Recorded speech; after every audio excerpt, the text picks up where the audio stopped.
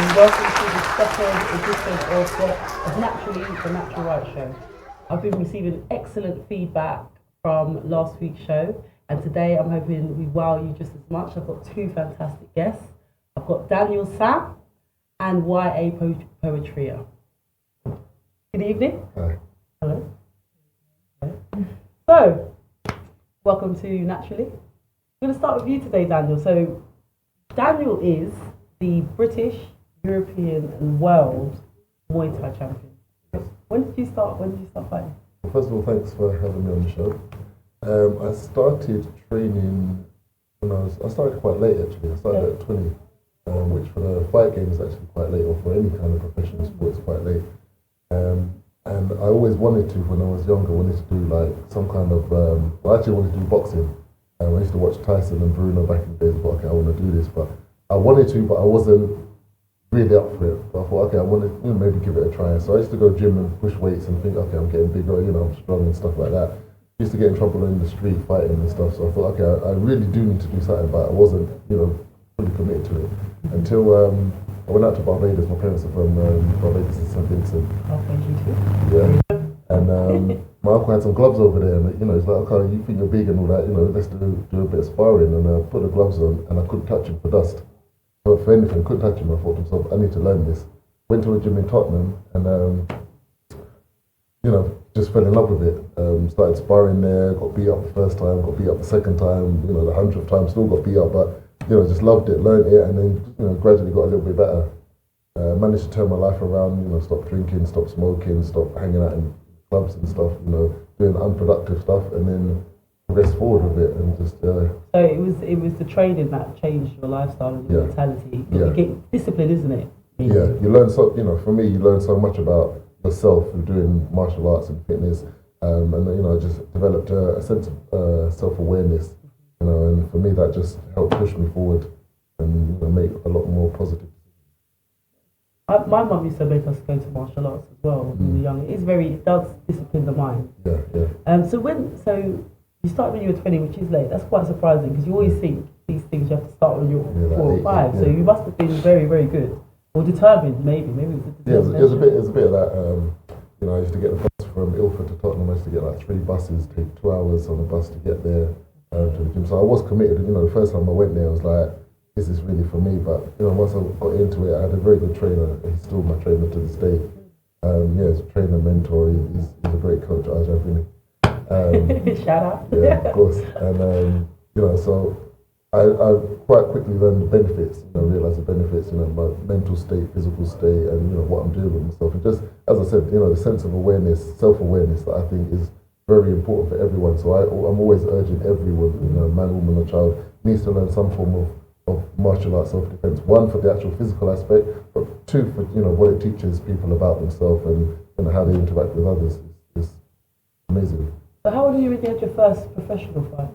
Well, I had my first fight after a year, so I was training for a year, and I wanted to get in there, and I won my first fight by knockout, and I don't know if that was a good or a bad thing, because that just catapulted me. I was hooked on it. I was training every day. I used to go to my local gym and just hit the bag and stuff, and then afterwards, just kept going. Had my third fight, had a title fight which I lost, and that was probably the biggest lesson for me, in terms of what I need to change and how serious I need to take this if I want to actually push myself further. Losing you learn from it a lot, don't you? Yeah. And it kind of pushes you and it teaches you a lot. But how did it feel though? I think that's the kind of thing you think, like, how do you get back up and get back into the ring? Well, it depends on your mindset. When you're in the ring, as they say, there's no hiding places in the ring. Everything is exposed. You're half naked in the ring, first of all.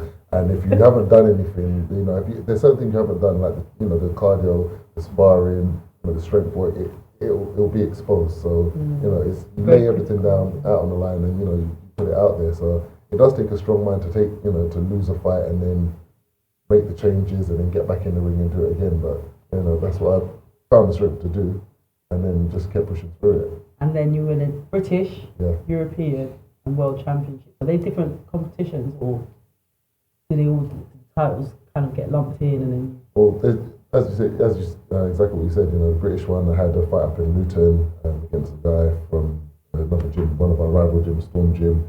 The European title I won out in Spain, in Vigo in Spain 2007, but it's the world title for me that was the hardest one.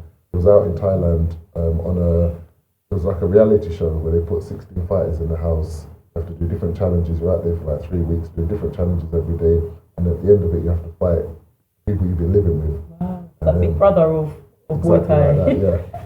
So the final fight was actually 3 fights in one day, in 40 degrees heat, a smoky arena, 40 degrees heat, and yeah, that was one of the hardest challenges for me to overcome, which was one I done, but it just showed me so much about what it is doing it in Thailand. Actually training Muay Thai over here is one thing, but to actually go over there and see it, in its original art form, and to do it over there, that was good. It's a beautiful country as well. It is. As I say, it's amazing Thailand. Well done, congratulations. I mean, it's a massive achievement, especially starting so late. Yeah. It shows your determination and commitment, and to go so far. Yeah. So that's now what I try to push for the younger students that I'm teaching. That kind of mentality and discipline and stuff. That you can, if you've got it, you can, achieve anything you want, in or out the ring. Lead, achieve. Exactly. So let's come over to you, Wright, Poetria. Let's get. So this is my spoken word star extraordinaire.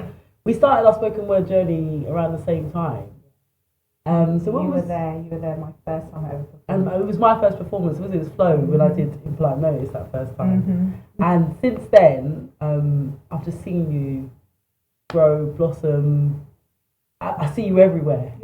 And I hear your words, and they're so deep and heartfelt. And you're a beautiful, wonderful role model. So I'd like to say congratulations on your journey and everything that you've been doing. So when did you actually start writing poetry? I've always wrote, but I never wrote poetry. So I wrote songs. So from about 17, 18, I used to go to the studio and write some bits and pieces and, call them songs. Then I stopped, had the kids, dealt with all of the mother, maternal, day-to-day, running around duties. And then about August last year, May last year, I'm making up the date, I wrote something because of my feelings. I thought, I wonder if I can sing. And I liked it. So I called my brother. He said, okay, let's go. We went down to the Flow.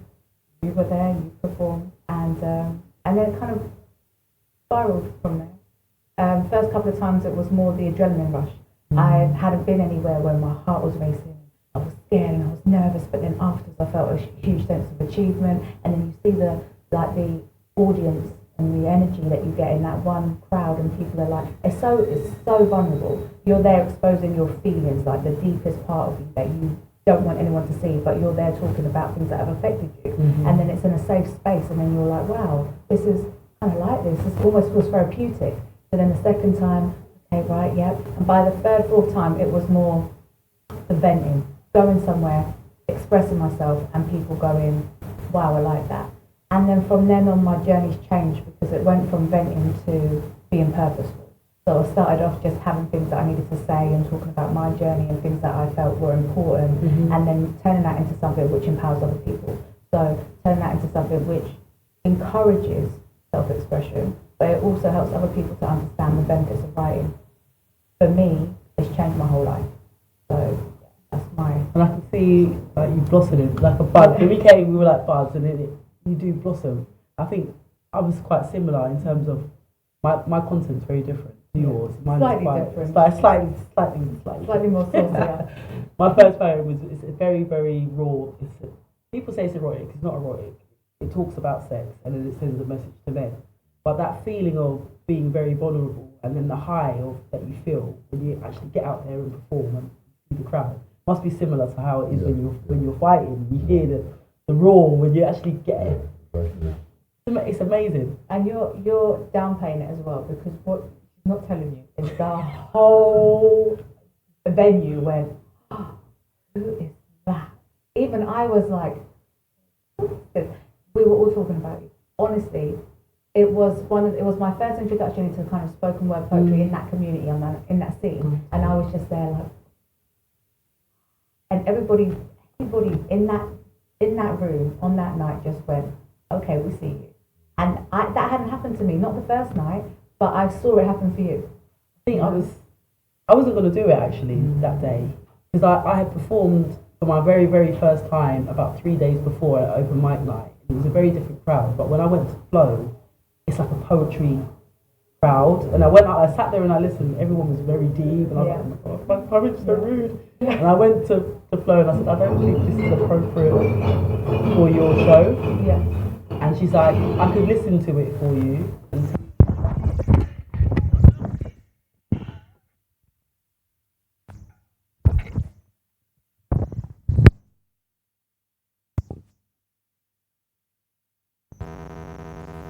And the experiences of the people we're reflecting, and it's to be heard. Yeah. So you've got a lot of positive messages in your poetry. What inspires you? That's what I asked. Yeah, everything.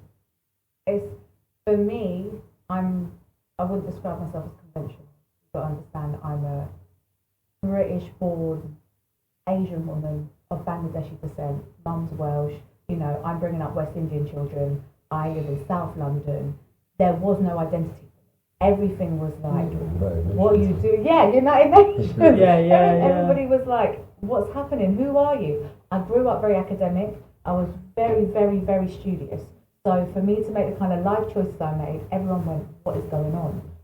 They just assumed, you know, I'd take a more traditional path, and I couldn't do it. It's not for me. It's never been for me. But in my more academic time as a student or as a young person, I was very involved in politics, like young people's politics and different life. So it led me to do different things that other people wouldn't have been doing my age. So one of the things we did was I was involved in like a Make Space campaign, which is almost like passing a bill at Parliament, but it was the campaign for more youth centres and youth participation projects for young people. And then it was more talking on behalf of young people, forums. So I was used to public speaking. 16, 17, used to public speaking. And then it just kind of quickly changed into being a young mother, families, responsibilities, my commitment to what it was that I was focusing on at the time. And at that time, it's been raising my kids. But I'm getting to an age now where I'm a bit like, I've still got it in me. And what inspires me is my family, first and foremost. But it's also purposeful. You know, I have to give thanks to my Creator, because that's what I believe in. At the end of the day, I'm going to channel that appreciation and that praise in whatever it is I do. So in my case, it tends to be acknowledging what journey I've been through and appreciating that through my own journey, I came through certain things that were testing and challenging and trying, but I am appreciative now and I see it, and I want other people to understand that there's power in your pain. You know, you can go through the most hardest of times, but at the end of it, that's your journey. That's what makes you you. And for me, that's turned into more of a purposeful journey as well, because now I've got my own like young people's project. I do writing workshops with young people, do performance poetry workshops. I'm trying to set up my own Flow Vortex for young people in association with Flow Vortex. So the very platform we stood on, I'm trying to encourage that initiative for young people now. So that, in addition to like bookings and going away and public speaking and talking at different campaigns and organisations, it's gone from strength to strength. But my inspiration is family, God, and my truth. Inspiring. It is. It's so inspiring. I'm getting inspired just listening to it. Yeah, it's good. It's I know it's okay. But I think in this journey I've met so many inspirational people, and there's so many people that want to give back something. And like what you're saying about your journey, it's empowering, because there's always lows. There's highs and there's lows, and then there's lows again. But it is about how you get up and what you take from that situation. So yeah, you're an inspiration to me, and every time I see you, it uplifts me. Well, I'm so proud of you. Right, I'm so proud of you. I'm so proud of all of, like, when I see like the Flow poets, and when I see spoken word as well, and the messages. Like sometimes you get the WhatsApp clips that come around. Maybe a poet that you don't know, but you see the power of their words. It's like, I feel pride to be part of it. And it's understated as well. People don't know about spoken word. It's a growing community, it's a growing art, but it is purposeful. It's one of the most rawest forms of art, because whereas you've got music, you've got like different genres of music. When it comes to poetry, when it comes to the word, that's all it is. The word is somebody's truth. Nothing to hide behind. When you write, you access a certain part of you that you don't listen to every day, so it becomes even more meaningful, really. If you ask me. Oh, thank you. So Daniel, how did you manage to? Well, tell me a little bit about the work that you do now. Okay. Well, I'm still fighting. I'm still trying to. Although I'm starting to age a little bit, I'm trying to battle against that. But I'm still fighting. But I also work with young people. So for the last 12 years, I've been at a youth project in North Woolwich called Fight for Peace Academy, where we use boxing and martial arts to help young people try and make a better future for themselves. And I'm now in the process of starting my own charity organisation as well, called Diner Movement, which is using the similar principle of using boxing and martial arts as well as personal development to try and help the young people. So I'm going to be going into schools, colleges, and community centres and stuff to try and reach as many young people as I can, and just to help them get a sense of awareness as what I learned and some of the benefits that I learned from Thai boxing, especially, but from all martial arts, and then to make a positive future, because what I'm seeing in the news and in the media about with knife crime and gang violence, it's sad to see. It's it's becoming an almost daily basis, and it's becoming normalised to see clips or to hear the kids talking about somebody being stabbed and a fight happening or a gunshot or something like that. And it needs to change. We all need to kind of chip in and do what we can. Exactly what you're doing with the avenue of helping the young people through spoken word. That's what we need. We need more platforms like that, and that's what I'm trying to do. And so your program, it also is not just about martial arts. Obviously, that's the main part, but it's about mentoring, isn't it? It's about mindset and teaching them how to, like restorative justice, how to manage difficult situations. Well, it's on a holistic, not just dealing with just the physical side of it, but the more important part is the mental side of it. So part of the program, we're going to have different kind of topics that we deal with, particularly like challenging anger, gangs and violence, drugs, all kind of things. We're going to talks with the young people, let them speak and express themselves, and also try and give guidance and pointers from our own experience or from my own experiences, growing up in the same streets that they have, just a generation before them, and trying to offer them a different direction. Quite sad because I think what you said about us being desensitized is so true. We see it so often that it's almost like someone's hungry is that okay. Until it's like right in front of your eyes. Like if you see it, then it's like okay, then it hits you. But every single day there's another story or another death, and it's so important for us to make a change. So like organisations like Diner Movement and what you're doing, it's so important because we need all the help that we can get, really. So, what about you? What will you be doing in the future? What kind of programs and what kind of things you do now? Okay, so I'm involved in so many different things. So obviously I co-host. I'm part of the resident poet at Down at Chocolate Poetry Club. I'm a flow poet. So we've been involved in creating a new genre of word music. It's available at www.flowvortex.com. That's my plug. I've got my own project, Young Wordsmith Project, which is obviously this initiative that I've set up because 74% of young people in the country are diagnosed with some kind of mental health issue by the age of 14. So that really affected me. I've got a 14-year-old. So the idea that these statistics are available and not enough people are actively campaigning or working with young people, it allowed me to change. A couple of things happened where young people around me were taking their own life, feeling alone, feeling vulnerable, and there isn't enough support there.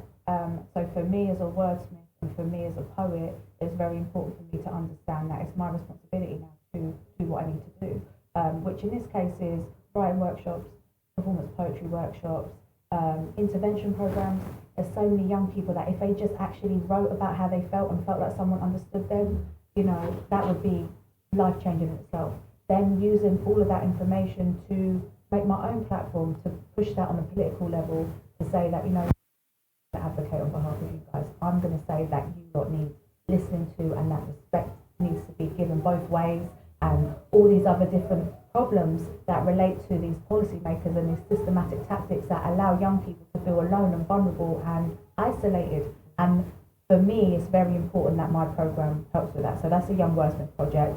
Then you've got all of the other work. So whether it's campaigning on behalf of other things. So I'm working with some young people's kind of initiative at the moment called My Script, public speaking, working with different organisations, got some things going on with the council, been working with the Pension Forum in Lewisham, been working with women's charities, been working with Penny Appeal, everything. Yeah, but I mean, when seriously, she doesn't stop. It's Yeah. like every time I look at my feed, I'm like, do something else, and it's amazing. it's hard to justify because sometimes I look at the children and I go, right, I've gone from being 100% available to you to we can't even drive to school run without me going, okay, hold on, someone get me a pen because I've got a bar or I've got something that I need to write down or because I've got my next piece or because I've just thought of something I need to do in an email. In addition to holding down other things like a day job, in addition to having my own like business, you know, there are so many different aspects to my life at the moment, but I don't know how to explain it.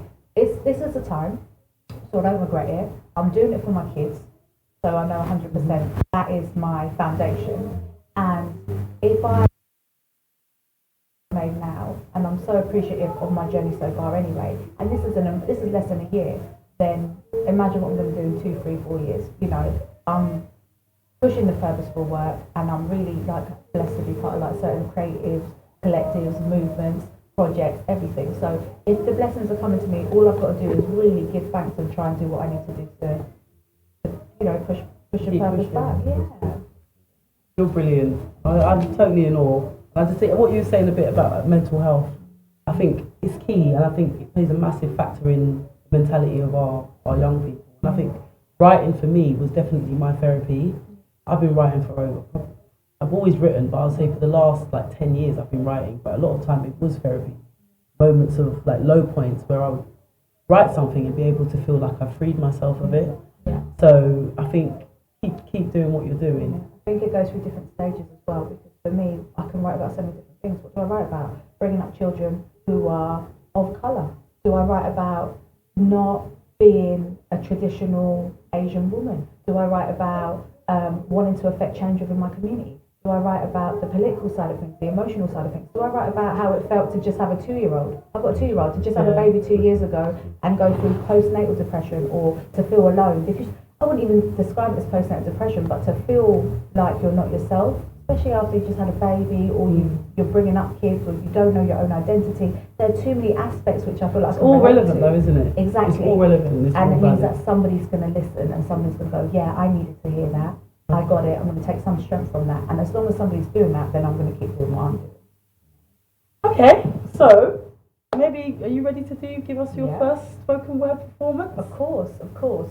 Okay, so this is my one for young women. Okay, so young if girls. you go over to the booth. Okie dokie.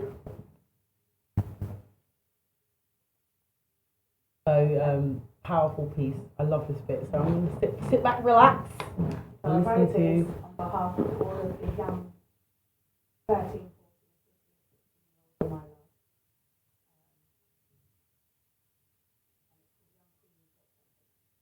By A. Body grew within a room where you could see food straight through your mother's stomach. You lay resting while the world outside conspired gently or here now. Now that you're out, your mother trembles. Sorry, a little bit louder. He said. Louder? Okay. Start again as we do in flow. Rewind. In flow text. Bring it back. Bring it back. Why A. Your body grew within a womb where you consumed food straight through your mother's placenta. You lay rested while the world outside conspired a hidden agenda. You're here now. And now that you're out, your mother trembles with fear now. She might wish you never come out because it's been years now. Now you're 5 and outside, she has to look for cars as they drive past in case they try to take you. She has to be conscious of your colour because the fact that race alone in this world has the power to make people hate you. At night you sleep, and she tries not to wake you, but she's been watching the news, praying hard that you escape through this madness, this mayhem, this matrix, this vision, this con, this business. Her job, her mission is more than this. It's more than stitches, ballet blisters, dirty dishes, so she makes you clean the kitchen. It's to make you listen, make you vigilant, make you ready, make you militant, because it's no joke. There's no pretense. She wishes she could protect you, but there's no fence. Fence around the house you now as a team want to get out of. No fence around the mouths of the people you like the sound of. You sound off, mouth off, convince you slow down. You slow down, throw down just to take your crown off. Your friends are out late and you're the only one with curfew. They've got the latest gear on. You asked for it too, but I feel like nobody heard you. You're in a group. Barely. Mum's always on your back and says real life is scary as fairy tales lady. You met someone, you want to see him now. Your baby's thinking of babies. Maybe if mums did more. I don't know how much more they can do to ensure that you don't endure, but maybe if they come into your room each night, kiss you goodbye, push for a more detailed reply to the times when they ask, how was your day? And you'd say, just fine. Maybe then you wouldn't be online, thinking that your shape or your face or your waist wasn't right. Maybe you wouldn't be there ready to meet any guy that knows nothing about you. Maybe you wouldn't be up late at night with a knife ready to slice through flesh, convinced that everybody else in your life is better off without you. A couple of teachers have made you doubt you. You're not the best in school, but that's not the best thing about you. Hear me, please, because that's not you. There's more to life than road boys or having big boobs. More to life than tutorials you watch on YouTube. More to life in this life you live from your bedroom. More to being queens, more to being you, more to being added, more to being moved to, more to the banter, more to that girl you feel you got to be rude to. Society lacks faith and there's no purpose, so we need you. Need the real you. Need you to love yourself, so when you talk they believe you. Need you to see through. Need you to see through what they don't want you to. Need you to know that I see you. I see you. And I don't want you in that ICU, cold, cold world. So now there's that ICU, ice in you, wolf, whittle, belittle from some rude boy that's been nice in you, trying to take a slice of you. I mean, we need you. And I see you. Need you to see through what they don't want you to show other people in need, other queens what it means to use all of the means that God gives you, for you to know what's up. Know that you're protected, know that you're loved, know that you're special, and about that self-love. I mean that self-love, self-help for your own self-development, self-worth for your self-esteem, so everything else seems irrelevant. So it's evident, you're elegant, eloquent, you're intelligent, perfection, you're excellence. Testament to God, so you stay definite. Sentiment to love, so self-love is of your benefit. You're no Barbie with no Ken, no Lois, no Clark Kent, no damsel in distress, you're the best, and yes, you're worth it. Side-eye anybody who doesn't step up will deserve it. You've got to make him earn it. You've got to put the work in. You've got to be ready with those lessons. If you're invested, you will learn. It's important to set expectations. If met, you'll get information that lead to inclinations that make or break your foundations. Be careful. Keep yourself on that pedestal. Stand tall so they don't knock you. You've got things to do. You've got plans to see through. You don't need to get moved to by kings or young queens that won't teach you. Those who move beneath you tell you sweet nothings to say in a game where they speech you. Stand tall. Know you're dope so they won't reach you. Remember God. Remember to fear what you do. Know that there's good forces and there's bad forces that sometimes work against you. And us against you may have questions. See, my daughter may grow without the latest phone, but she'll grow with no lessons. She's blessed. That's my blessing. Don't ever start obsessing and all this. Start investing in yourself right now. Keep your mind aligned with the Most High and pick up your crown. Okay.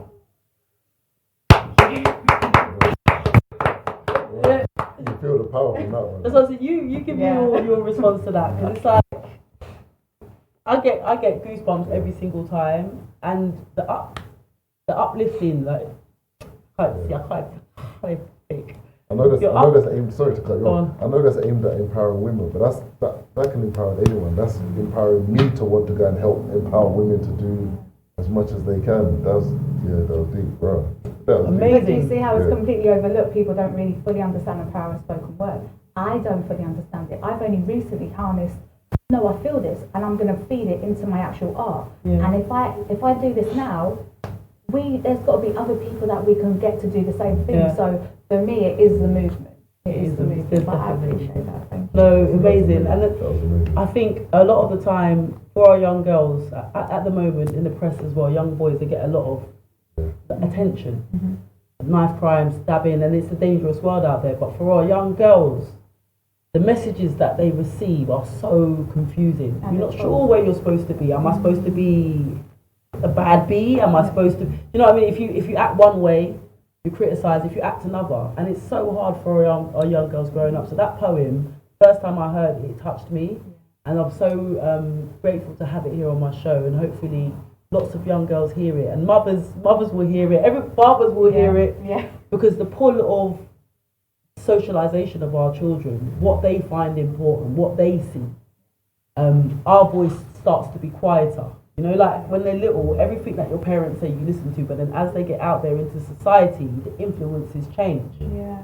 And I think that poem just captures it so amazingly. It's interesting because when I wrote it, I didn't expect expect to like it as much as I did. Like I've got poems about knife crime, I've got poems about young, men, I've got poems about toxic masculinity, I've got poems about so many different things. But for that one, I remember when I wrote it, I was like, okay, I like it. I think I like it. I'm gonna learn it. So I memorised it. Okay, got it. And then I went and spoke to women. All I say women, girls. I spoke to young girls, exactly who it was targeted at, and I saw all of them. Some of them were crying, some of them were like, no, no one's telling them. No one's there going, do you know what? You're special. I hear you. It's okay. You're over-sexualised. The radio's playing songs where all you're supposed to do is go and meet some men and boys, or do you know what I mean? And it's confusion. Like you've got, for example, whoa, that song, Spectrum Conan. Don't get saliva on the chair. You elastic band. You came prepared. The girl's thinking, okay, this is what I'm supposed to be doing. And then as soon as she does that, next thing you go, oh yeah, that girl's an uckers. I mean, where are you supposed to be? And we need strong role models. There's no one saying it's okay to not be like that either. Yeah. Because that's the only thing you can be, and you've got to dress a certain way or be a certain way or act a certain way. And for me, I'm worried. I've got 3 daughters. Yeah. I can't even throw a son in the mix there. Just 3 straight daughters that you can't really afford for them to get. It's dangerous enough as it is. You've got to worry about all these different experiences that they're going to have. But in a society where everything is glamorized and your government are failing you, they're telling you that, okay, yeah, we really understand that the problem's an epidemic of knife crime, but the best we can do is chicken boxes. Or, okay, last week. You know what I'm saying? Can we start it? Yeah, I know. I'm hoosering. And or they're saying, there's an issue with teenage pregnancies and young women, but hold on, what? Nobody's fully supporting, the mental health of these young women, all these young people, full stop, society, the community, the families, the people affected by all these different things. You just got to know one girl that's been in contact with one boy who's not doing the right thing, and that spreads. All of us are affected in some way or another by the actions of these young people, and I'm not going to play dumb about it. That's us, that's our people, So yeah, it's hard. Keep doing it. Keep speaking the word. Yeah. Say the things as they say it. That's one of the things they say. You hear them in order. Say the things. Say the things. Yeah. You said the things. Okay, you're going to come to a flow vortex. You're going to have to now. You're going to have to now. I'm hooked by that one. No, seriously, and the thing is, even though I'm not taking away from how amazing YA is. You'll be in there you sit there the minds of these people. I feel so humbled when I'm there, and I always leave feeling like I need to sort my life out. I need to get deep. I need to share. I need to write. It's so inspiring. No, just hearing it is making me feel I need to do more. There's a lot I'm doing, but I can do more. When I'm hearing how much you're doing, and I'm thinking to myself, okay, you're overflowing with energy, and I'm thinking, I've got energy. Everyone tells me you never stop, but I can do more. I'm listening to that thinking, well, you do. You can say you can do more, but you're doing stuff at the moment. There are people that are like, no, you're doing too much. I get that. People telling me you're doing too much. You need to stop doing. I'm like, the opportunities come. You got to grab them, and if I can help, give back, then I will. Yeah. But you're doing lots. So let's talk about your upcoming event. Yeah. Well, my passion is helping people fitness wise, health wise. And the personal development side. So, I've been personal training for a couple of years as well, trying to help people reach their fitness goals and stuff like that. But the event I'm doing now on 7th of September, which is next week, Saturday, is a family day, and it's aimed at fitness, food, and having fun. So I'm encouraging it for the family, so we're going to have bouncy castles there and face painting and stuff, so you can bring the kids along. The fitness, I'm going to be hosting it myself, so I'm going to be up on stage delivering 3 fitness workouts. So it's going to be Muay Thai, but not the fighting side of Muay Thai. So it's going to be aerobics. It's going to be non-contact. It's going to be people, jumping around, punching, kicking. Yeah, no contact. Jumping around, punching, kicking, exercising. Getting a good energy, a good vibe about themselves. There's going to be some nice food on there as well. Kids are going to be around there. It's going to be a nice vibe. And it's something to kind of promote a better atmosphere, for the community. So that's what we're going to be doing. Where is it? It is at the City of London Academy, which is in Bermondsey in London. Okay. Kids are free. Adults are £5 to come in. So it's small. Yeah, exactly that. Come in, you're going to be trained by myself. So it's going to be a great workout you're going to get. Amazing food, family day, lots of fun. I'll be there, Yeah. So you're both welcome. Spread the word. Yeah, you have to invite me. I was like, me and mine will be I do, there. and the thing is, I like boxing. I used to do a bit of training. My mum make us train. She used to make us run up and down the stairs when we were bad and do press ups and all sorts. I ain't forgotten, you know. But discipline, and it's about discipline. But you also you work with Fight for Peace, and you've been doing some work with sports relief, comment relief. Technician, could we load the clip? Let's show the footage, some of the work that you do.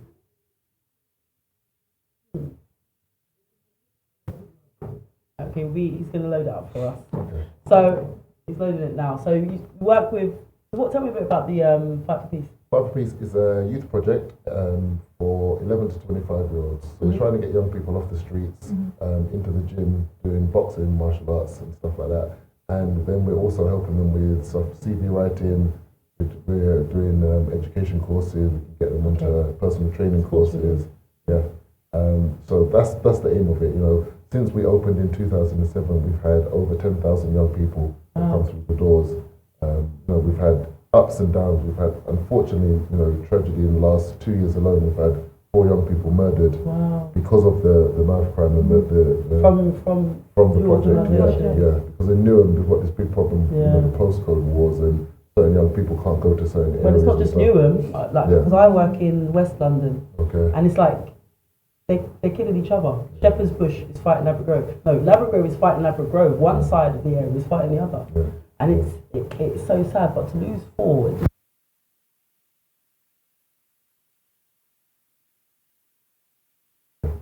All lives are gone.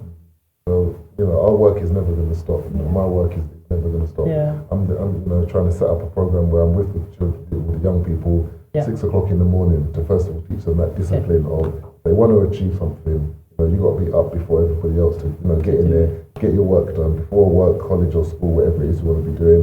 You know, then, you know, be productive throughout your day, but just focus on the positives. You know, and they, you know, young people have got the.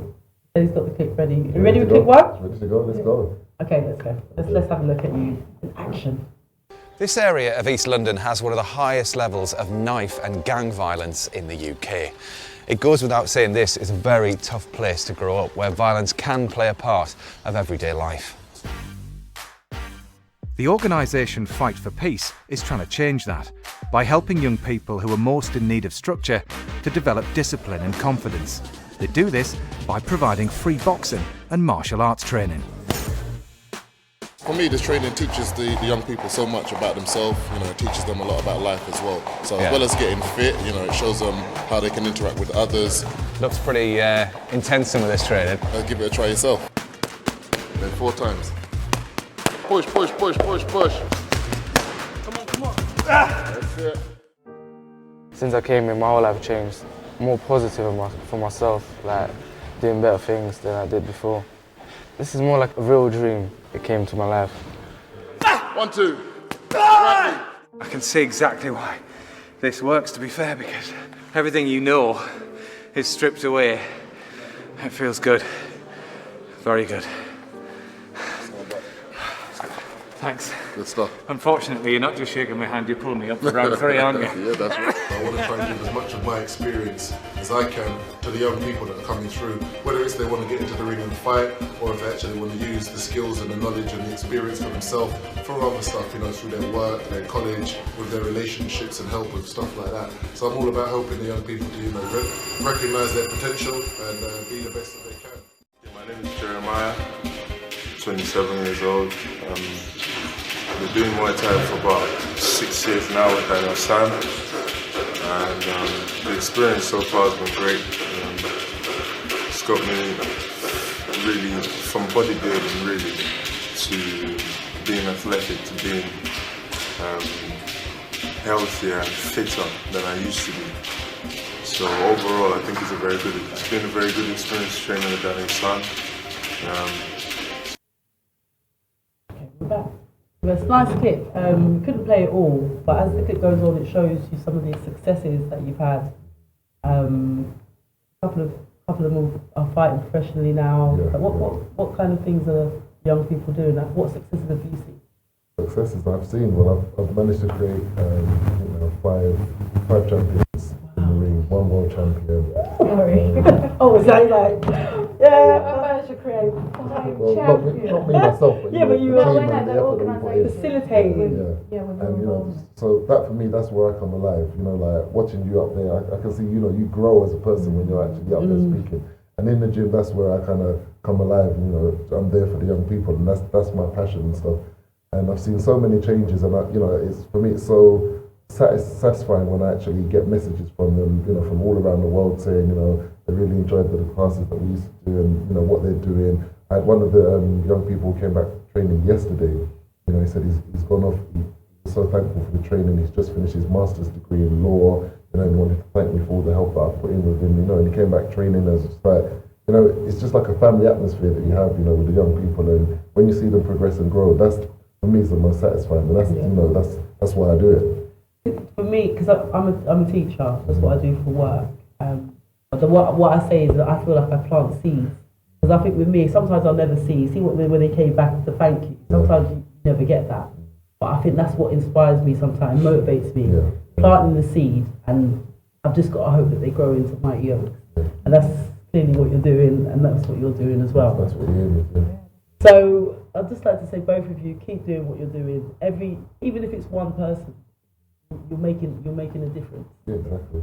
And I'm sure there'll be lots of people that look back as they grow up and then will remember what the input that you had in their lives. So thank you from them in advance.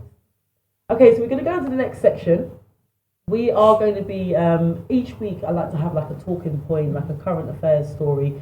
Technician, could you load up our second clip, please, for talking point? Thank you. So this week, talking point, I saw a story.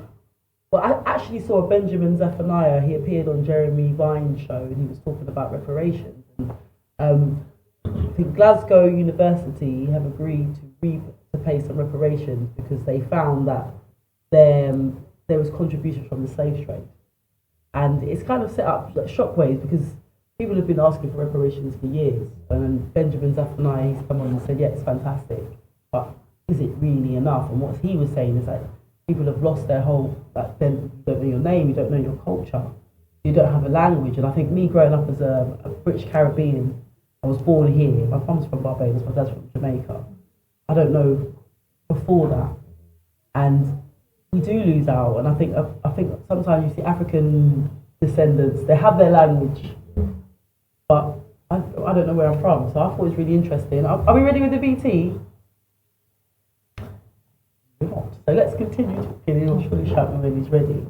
So what do you think? Do you think reparations are important? Do you think it's past? Like people have said to me previously, slavery's gone by, we've kind of moved forward, we've got over it, and I'm like, I don't necessarily agree with that. Who told you that? I was working at a school, and somebody said to me, people aren't really bothered about slavery. It was a white lady said it, and I was saying, well, maybe from your perspective they don't, but a lot of the time people will not talk about those kind of things in a public forum because it makes people feel uncomfortable. But it's definitely something that's still there. And for me personally, I think the effects of slavery are still very, very apparent. Even with the mentality or the way that people, like the stereotypes of black people, how black people are angry or they're lazy. These things come from that period. And I don't know, how can you really repay someone for displacing them, taking their whole history? From the clip, it said that it works out to about 200 million. If it was in today's money, that's how much money. I heard it was close to 2 trillion. No, I'm just Glasgow University. Oh, right, okay. 200 million pounds has come from the slave trade in today's money, and they're giving back 20,000. But that money is going to go to the University of West Indies to try and do something, which I think is fantastic. So I think there should be praise for it. Great. But on the other side of it, it's like a raindrop in the sea, isn't it? Yeah. And it's bigger than money. You know, for what we've lost out, you know, money's not gonna cover it. You know, we need, as well as the money, it's a good start, but you know, we need an education of who we are, who we were, you know, where we come from. Otherwise, without that, we're still not gonna know where we're going to. And as much as you can, you know, you're gonna give that money to us, without the education, that money's just going to filter straight back to where it started from. Yeah. You know, without that education and that knowledge of self, that's what's going to happen. That I agree with what you're saying about the knowledge of self and finding out. I have a friend, she's actually in Ghana at the moment, got a Atu Foundation, where she's traced her ancestry, she goes back to Ghana, and she's trying to invest there, and she's got a business. I think it's important that we learn our history, but then also, I think it's good that giving back to the University of West Indies. What about us over here? Like, where are we, and how does that actually help us? It's different. No, I'm trying not to say too much. You can't help I'm yourself. an Asian woman, but I'm going to tell you how Culturally, it is. yeah. Culturally, Asian from Asian descent, but like I said, I'm bringing up West Indian children, so I am qualified myself in this. Listen, until someone's going to change the curriculum and we're going to stop learning about white supremacy in our children's school books, okay? Until somebody's gonna Say it. until they're gonna change the perception of black culture as violent, as gangs, as gun crime, as postcode wars, as just this toxic connotations associated with our black culture, or the youths, or the young people, or our families, or the way we think, or the way we discipline our children. Until you're going to take account for the generational trauma that's installed family to family, generation to generation, the whole history rewritten. Until you're going to tell us where all the artifacts are hidden, until you're going to return all of the pyramids, the contents of the pyramids, until you're going to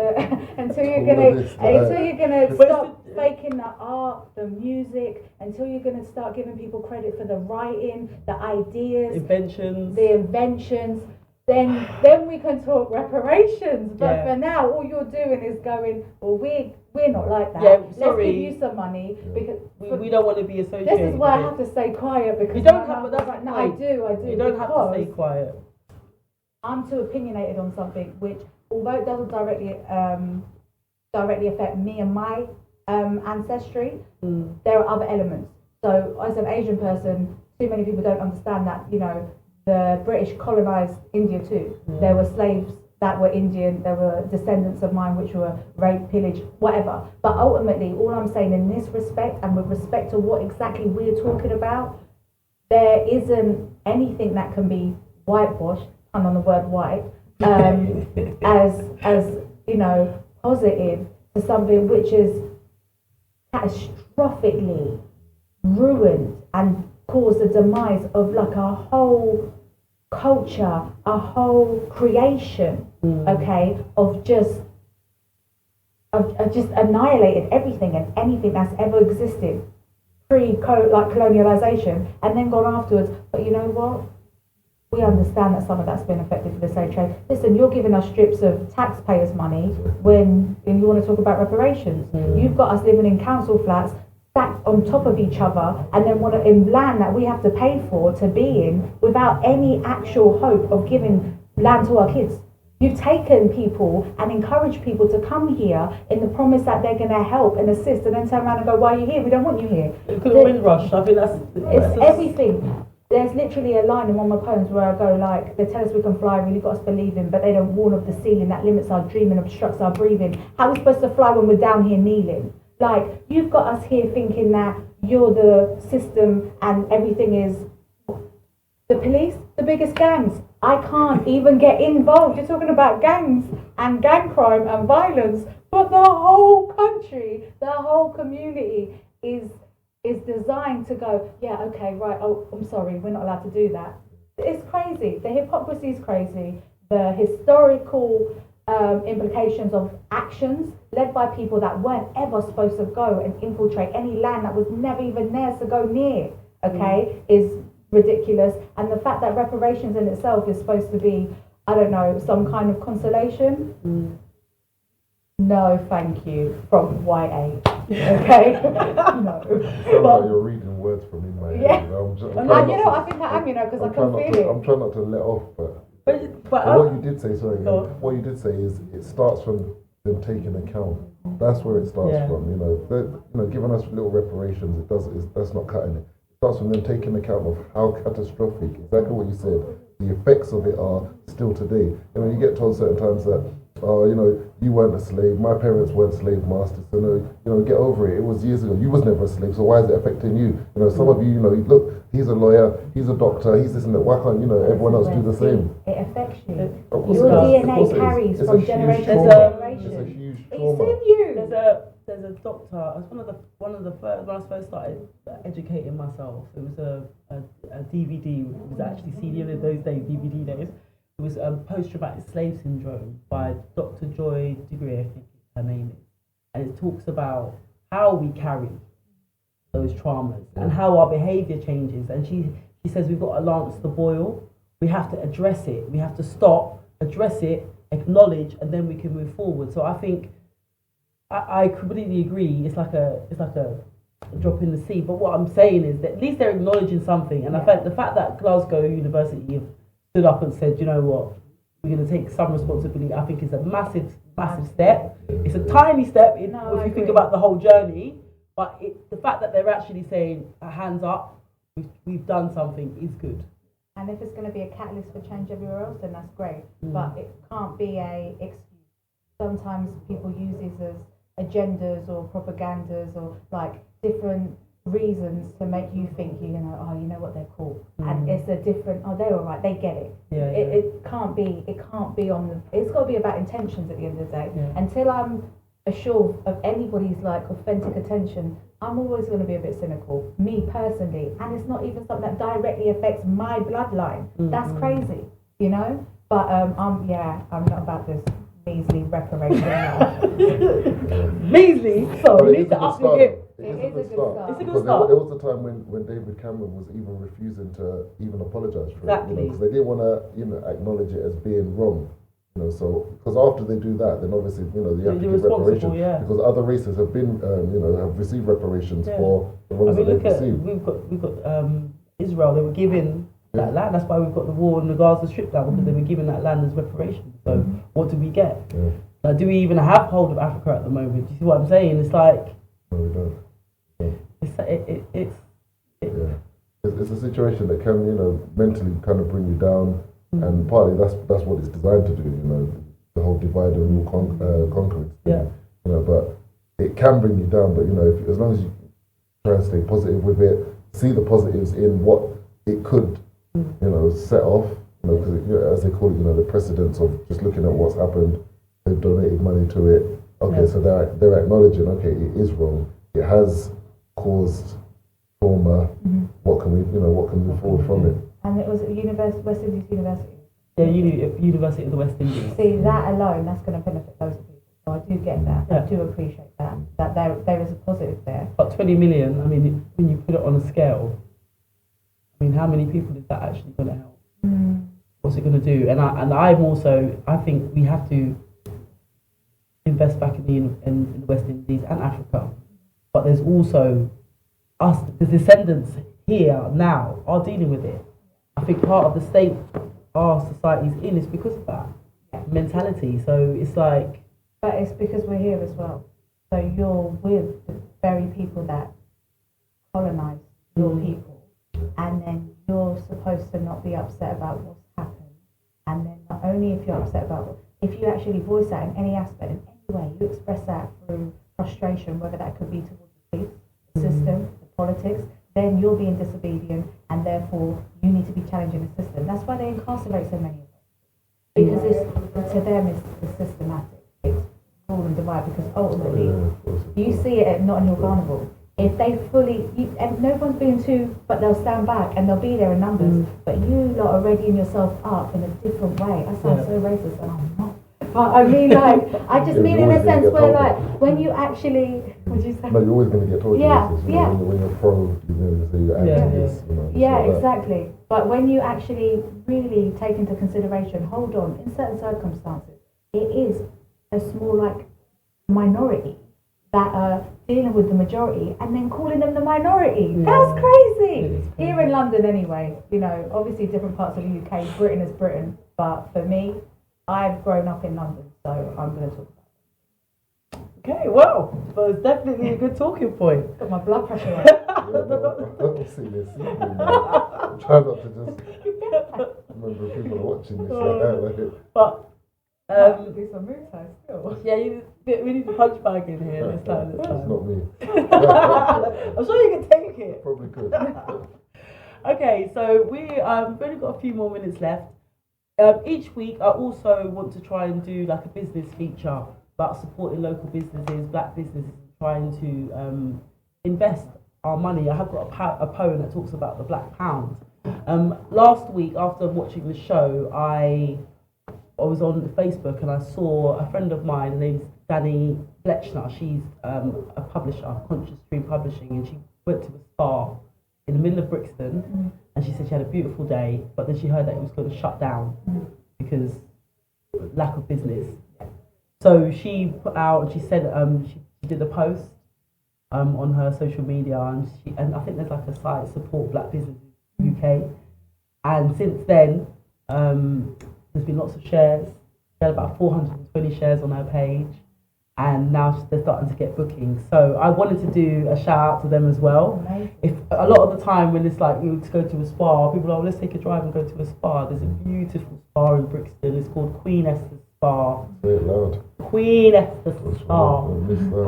And go down there, have a treatment. I think at the moment they're doing like a 10% off. If you, I think the code is support. Oh, here we go. Here's our video.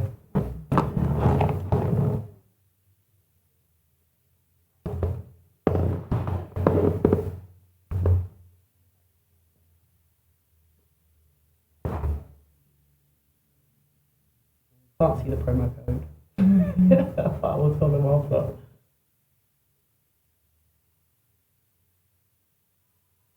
Okay, the promo code was cut off there, but if you go to queenesterspa.co.uk and add the code support QES. Where are they based? Brixton. Okay, can I plug one afterwards? Yeah, you can. But what I was actually going to do now, we've got 5 minutes, so I just want to say any thank yous or acknowledgements. So. Okay, well, I'm just going to follow on. So when you finish in the spa in Brixton, go to Eat of Eden, which is the best vegan It's amazing. restaurant in London. Amazing. I went there the down. other day. Hands down. I went there the other day. The plate that they brought me, you can go there and you can pick out 8 different dishes. Yeah.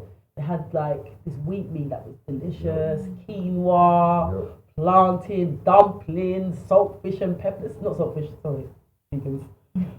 Aki and peppers. That's a lie. They do not sell saltfish at Eden, but that's a brilliant place. So yeah, go to the spa and then go and have some nice, healthy eating at Eden. But have you got any thank yous or acknowledgements that you'd like to send out there to people? Yeah, I want to thank the young people, because it's the young people that push and motivate me. When I first started, I used to be trying to lead them and push them on. But now, as I'm getting a little bit older and they're developing, they now drive me to do more. So I want to thank the young people, because they're my inspiration. As much as they come, Daniel, you inspire us. They're my inspiration, and that's who I'm thanking. Baye? My go. Thank you for having us here. Thanks for coming. No, honestly, I really. Go to the poets. Anybody in the spoken word community that has pushed me, encouraged me, cheered for me, clicked for me, tapped for me, shared a post, put me on a story, liked anything I've ever done. Just people that support me. It's interesting because it's a whole scene out there that we all back each other and learn each other's words and, really just support each other. Yeah. You can see it? Yeah, you've seen it firsthand.